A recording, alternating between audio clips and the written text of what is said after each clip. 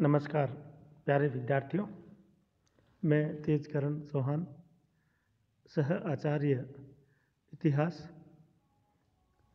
आज हम BA part second के प्रथम पेपर मध्यकालीन भारत का इतिहास के एक महत्वपूर्ण अध्याय हुमायूं की कठिनाइयाँ, भूलें और असफलता के बारे में जानकारी प्राप्त कर रहे थे।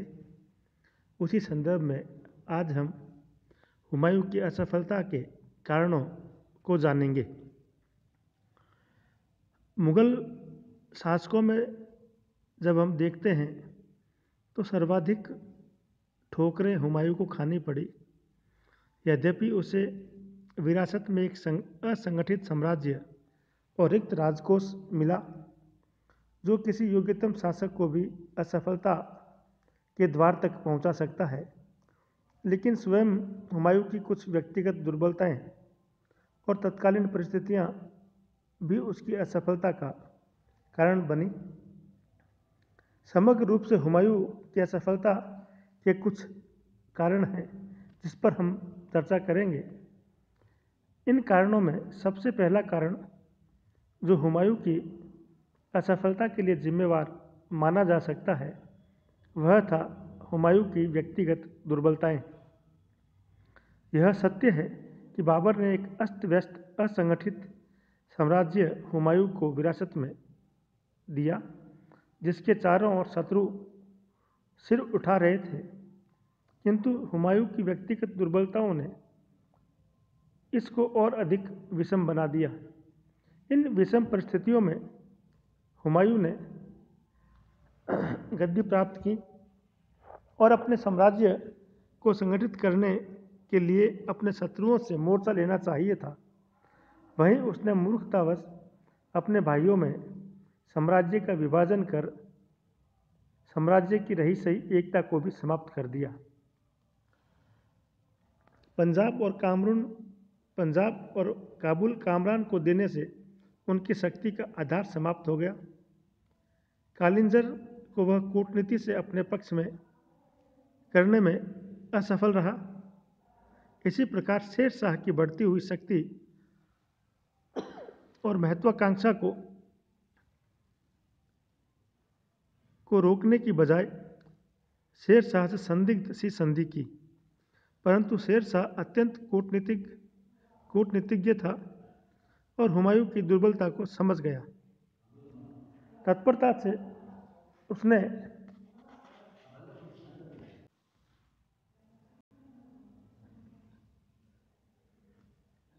शेर शाह ने तत्परता के साथ निर्णय लेकर चौसा के युद्ध में उसे परास्त कर दिया। परंतु एल्फिंस्टन लिखते हैं कि हुमायूं वीर अवश्य था, किंतु स्थितियों की गंभीरता को समझने की क्षमता उसमें विद्यमान नहीं थी। इसी कारण से वह कन्नौज के युद्ध में पराजित होकर उसे दर की ठोकरें खानी पड़ी और अपने विलासी प्रवृत्ति के कारण जीते हुए गुजरात को भी खोना पड़ा। इसके साथ ही दूसरा प्रमुख कारण उसकी असफलता का था हुमायूं की अपव्ययता। हुमायूं को यद्यपि विरासत में राजकोष रिक्त अवस्था में मिला, लेकिन अस्त व्यस्त साम्राज्य की सुरक्षा के लिए धन की आवश्यकता थी। हुमायूं ने धन संचय की ओर कभी ध्यान नहीं दिया। कालिंजर के शासक से वह धन की हानि का मुआवजा प्राप्त हुआ तथा चंपानेर से गुजरात के बादशाहों का राजकोष भी मिला, लेकिन वह धन को बड़ी बड़ी दावतें, आनंद मनाने और अनुयायियों को पुरस्कार बांटकर और बड़ी बड़ी इमारतें बनाकर अनावश्यक रूप से खर्च कर रहा था। वह अपने अनुयायियों में खिल्लत बांटने को सदैव तत्पर रहता था। एक तरफ शत्रु द्वार पर खड़ा होता और हुमायूं दूसरी तरफ दावतें खाने में ही व्यस्त रहता था। हुमायूं की इस अपव्ययता के कारण साम्राज्य की बिगड़ी हुई आर्थिक स्थिति और अधिक दयनीय होती गई, जबकि परिस्थितियों के अनुसार उसे मितव्ययी होना चाहिए था। इसी प्रकार अपने भाइयों के प्रति अत्यधिक उदार भावना रखना या उदार व्यवहार करना भी उसके पतन का एक और कारण था। बाबर ने हुमायूं को अपने भाइयों के प्रति उदार रहने का निर्देश दिया था, लेकिन जब उसे मालूम हो गया कि उसके भाई उसके प्रति वफादार नहीं है, तब उसे अपने व्यवहार में अवश्य परिवर्तन करना चाहिए था। लेकिन इसके बावजूद वह अपने भाइयों के प्रति उदार बना रहा, जिसका परिणाम हिसार फिरोजा और पंजाब जैसे महत्वपूर्ण क्षेत्रों उसके हाथों से निकलने के रूप में सामने आया, जहां पर कामरान ने अधिकार कर लिया। अस्करी और हिंदाल भी उसके प्रति वफादार नहीं रहे। उन्हें जब भी अवसर मिला, उन्होंने हुमायूं के विरुद्ध विद्रोह कर स्वयं को सम्राट घोषित कर दिया। लेकिन हुमायूं बार बार अपने भाइयों को क्षमा करता रहा। अपने भाइयों के प्रति अत्यधिक उदारता हुमायूं की असफलता में सहायक सिद्ध हुई। इसी प्रकार हुमायूं का असफलता का चौथा कारण राजपूतों द्वारा सहयोग न मिलना भी एक महत्वपूर्ण कारण था। जब हुमायूं बादशाह के विरुद्ध संघर्ष करने जा रहा था, तब मेवाड़ की रानी कर्मावती ने बहादुर शाह के विरुद्ध हुमायूं की सहायता मांगी। यदि हुमायूं उसी समय बहादुर शाह पर आक्रमण कर देता, तो चित्तौड़ का साथ या मित्रता हमेशा के लिए उसको प्राप्त हो जाती और बहादुर शाह की शक्ति भी चित्तौड़ में ही नष्ट हो जाती और राजपूतों की सहानुभूति भी वह प्राप्त कर लेता। लेकिन हुमायूं ने बहादुर शाह पर उस समय आक्रमण नहीं किया, क्योंकि बहादुर शाह ने उसको बुलावे में रखा कि वह एक गैर मुस्लिम के विरुद्ध संघर्ष कर रहा है और यह इस्लाम की भावना के खिलाफ है। यह हुमायूं की राजनीतिक भूल थी। इसी भूल के परिणाम स्वरूप उसे राजपूतों के सहयोग से वंचित होना पड़ा। आगे चलकर हम देखते हैं, जिस प्रकार राजपूतों ने अकबर को सहयोग देकर मुगल साम्राज्य की दृढ़ता प्रदान की, उसी प्रकार संभवतः हुमायूं को भी सहायता देकर उसके साम्राज्य की रक्षा कर सकते थे। लेकिन अपनी इन्हीं राजनीतिक दूरदर्शिता के कारण हुमायूं राजपूतों का सहयोग प्राप्त नहीं कर सका और उसे अपने साम्राज्य से निर्वासित होना पड़ा। इसी प्रकार हुमायूं की विलासिता ही उसकी सबसे बड़ी शत्रु थी। उसके लाड़ प्यार और पालन पोषण ने उसे विलासी बना दिया था। गद्दी पर बैठने के बाद उसने अपने आप को भोग विलास और आमोद प्रमोद तक सीमित कर लिया। लेकिन चाहे शत्रु उसके सिर पर मंडरा रहा होता, लेकिन वह अपनी रंगरलियों को नहीं छोड़ता था। गुजरात के बहादुर शाह को पूर्ण रूप से परास्त किए बिना ही वह मांडू जाकर कई सप्ताह उसने रंगरलियों में खराब कर दिए। परिणाम स्वरूप बहादुर शाह को अपनी शक्ति संगठित करने का अवसर प्राप्त हो गया। इसी प्रकार शेर खां के बंगाल अभियान के समय भी उसने शेर खां की शक्ति को कुचलने का प्रयास नहीं किया और अधिकांश समय वह बंगाल अभियान में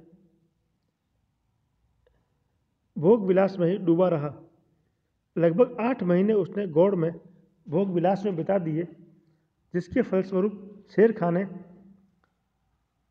आसपास के विशाल भू क्षेत्रों पर अपना अधिकार कर लिया और हुमायूं की मुश्किलों को और ज़्यादा बढ़ा दिया था। हुमायूं अपने सैनिक अभियानों में भी अपना विशाल हरम साथ रखता था, जिससे तोपों की गर्जन के बीच भी सैनिक शिविर में उसकी रंगरलियां आरंभ हो जाती थी। अपने पलायन काल में भी, जबकि वह अपना सर्वस्व खो चुका था, 14 वर्षीय हमीदा बानो से निकाह करना उसकी विलासी प्रवृत्ति का ही परिचायक था। वस्तुतः औरत हुमायूं की सबसे बड़ी कमजोरी थी। उसकी यह कमजोरी उसकी असफलताओं का प्रमुख कारण बनी। इसी प्रकार हुमायूं का शासन के प्रति उदासीन रहना भी उसकी असफलता का एक और कारण था। हुमायूं को विरासत में अस्त व्यस्त प्रशासन प्राप्त हुआ। यद्यपि बाबर को पर्याप्त समय प्रशासन को संगठित करने के बारे में नहीं मिला, लेकिन हुमायूं को तो पर्याप्त समय भी मिला। यदि उसमें योग्यता होती तो वह प्रशासन को सुसंगठित कर सकता था, लेकिन उसे तो अपनी रंगरलियों से फुर्सत नहीं थी। वह कभी प्रशासन की ओर गंभीरता के साथ ध्यान नहीं दे पाया।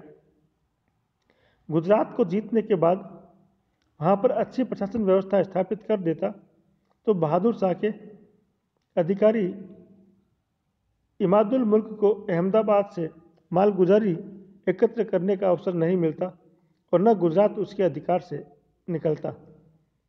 साम्राज्य के स्थायित्व के लिए सुसंगठित प्रशासन व्यवस्था का होना अनिवार्य है। दुर्भाग्यवश हुमायूं इन चीज़ों को कभी ठीक प्रकार से समझ ही नहीं सका, इसीलिए उसे दर दर की ठोकरें खाना नसीब हुआ। इसी प्रकार सफल नेतृत्व का भी हुमायूं में अभाव था। जिस समय हुमायूं गद्दी पर बैठा वह समय साम्राज्य को सुरक्षित रखने के लिए पराक्रम दिखाने का युग था और एक सफल नेतृत्व की आवश्यकता थी, लेकिन हुमायूं में इन गुणों का अभाव था। हुमायूं को युद्धों के प्रति कोई लगाव नहीं था। जहाँ तक संभव होता वह युद्ध को टालने का प्रयास करता था। गद्दी पर बैठने से पहले उसने कभी इतनी कठिन परिस्थितियाँ नहीं देखी थी और गद्दी पर बैठने के बाद भी वह इन कठिन परिस्थितियों से भागता रहा। उसने कभी इनका सामना करने का प्रयास नहीं किया। अपने सैनिक अधिकारियों पर भी उसका कोई नियंत्रण नहीं था। उसके सैन्य अधिकारी उच्छृंखल हो गए थे। न उसे सैन्य संगठन का ज्ञान था, न सैन्य संचालन का। जिस समय शेर खां गौड़ का घेरा डाले हुए था, उसी समय हुमायूं द्वारा चुनार का घेरा डालना मूर्खता थी। यदि उसे सैन्य संचालन रणनीति का ज्ञान होता तो वह चुनार के घेरे की बजाय सीधा गौड़ पर आक्रमण करता। चौसा और बिलग्राम के युद्ध के अवसर पर उसने मुगल शिविर ऐसे स्थान पर लगाए जो नदी से नीचे के भागों में स्थित था। फलस्वरूप वर्षा आ जाने से मुगल शिविर में पानी भर गया और उसकी अधिकांश युद्ध की सामग्री भी पानी में बह गई। जिस समय हुमायूं चौसा के मैदान में पहुंचा, उस समय शेर खां की सेना की थकी हुई पास में आराम कर रही थी। यदि उसी समय हुमायूं ने अपने अधिकारियों की सलाह मानकर आक्रमण कर दिया होता तो संभवतः चौसा का परिणाम कुछ और होता, लेकिन अपने अधिकारियों की सलाह की उपेक्षा करते हुए उसने शेर खां पर आक्रमण नहीं किया और दोनों सेनाएं लगभग 3 महीने तक आमने सामने पड़ी रही। फलस्वरूप शेर खां को अपनी शक्ति को संगठित करने का पर्याप्त अवसर प्राप्त हो गया। इस प्रकार हुमायूं को यह भी ज्ञान नहीं था कि शत्रु पर कब और किस प्रकार आक्रमण करना चाहिए। इसी प्रकार हुमायूं अस्थिर स्वभाव का व्यक्ति था। हुमायूं में तत्काल निर्णय लेने की क्षमता नहीं थी और कभी वह ले भी लेता था तो उस पर दृढ़ता के साथ कार्रवाई नहीं कर पाता था। चुनार के प्रथम घेरे के समय उसने शेर खां से संदिग्ध सी संधि कर ली। 1538 में उसने शेर खां से समझौता करने में कई माह खराब कर दिए और समझौता स्वीकार करने के बाद जब बंगाल के शासक ने हुमायूं से शेर खां को परास्त करने की प्रार्थना की तो उसने शेर खां से हुए समझौते को भंग कर दिया। फलस्वरूप वह अफगानों के समक्ष झूठा सिद्ध हो गया। हुमायूं की इसी ढिलमिल नीति के कारण उसके सैनिक तो उससे असंतुष्ट रहते ही थे, उसके भाई भी उससे नाराज रहते थे। हुमायूं की इसी नीति का लाभ उठाते हुए कामरान ने पंजाब पर अधिकार कर लिया। बिलग्राम के युद्ध में पराजित होकर जब वह लाहौर आया तब वह उसकी नीति से क्षुब्ध होकर हिंदाल सिंध की तरफ चला गया। वस्तुतः यह उसकी ढिलमिल नीतियों का परिणाम था कि उसे अपना सर्वस्व खोकर दुर्दिन देखने पड़े।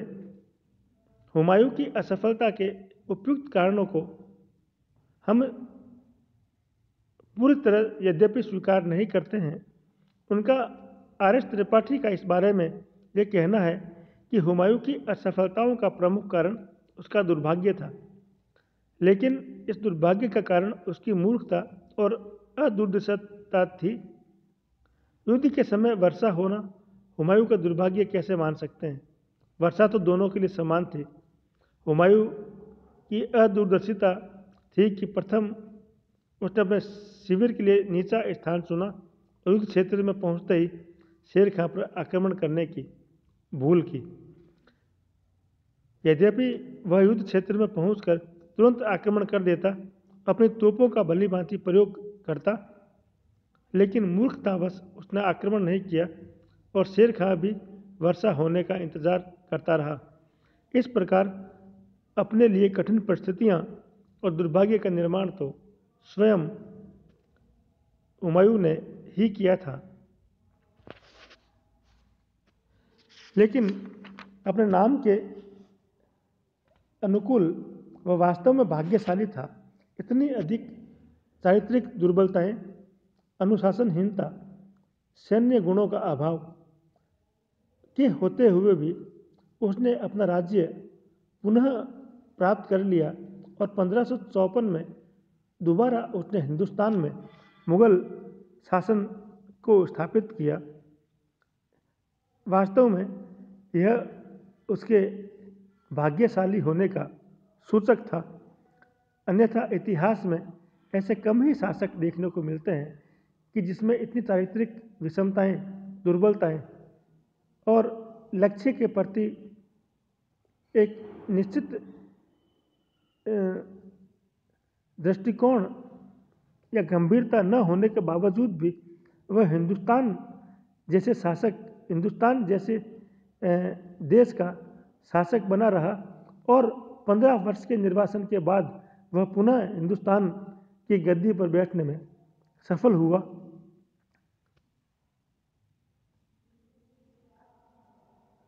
हुमायूं के अंतिम दिन बड़े मुश्किल में बीते। हुमायूं के अंतिम दिन यद्यपि आराम से निकले, जो कठिनाइयाँ उसके जीवन में थी वो उसके अंत में नहीं रही। बहादुर शाह और शेर शाह से शत्रु भी नहीं रहे, विद्रोही अमीर भी अब नहीं थे और विश्वासघाती भाइयों से भी वह मुक्त हो गया। शेर शाह की श्रेष्ठ शासन व्यवस्था उसे विरासत में मिली, जिसमें उसे कोई परिवर्तन नहीं करना पड़ा।